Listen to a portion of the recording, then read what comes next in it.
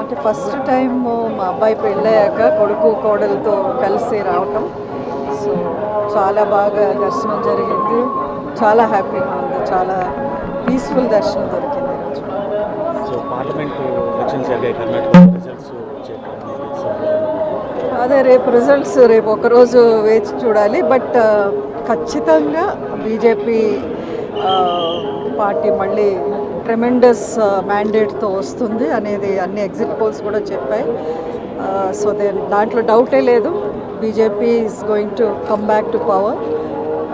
మోదీ గారు మళ్ళీ పిఎం అవుతారు. మోదీ 3.0 మళ్ళీ చూస్తుంది. మండ్యా సీట్ త్యాగం చేసినందుకు గాను మీకు పరిషత్తుకు పంపాలని ఆలోచిస్తుంది బీజేపీ, ఎంతవరకు లేదు లేదు ఐ థింక్ ఇది మీడియాలో స్పెక్యులేషన్స్ ఇప్పుడు అనౌన్స్ అయిపోయినాయి, అది వేరే వాళ్ళకి. నాకు అంటే నేను ప్రస్తుతానికి స్టేట్ పాలిటిక్స్ వైపు అసలు చూడటం లేదు. సో ఐ థింక్ అది అంత ఎక్కడో కొంచెం రూమర్స్ అంతే.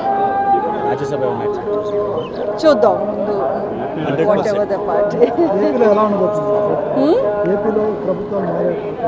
మీరే చెప్పాలి, నాకు తెలియదు కదా.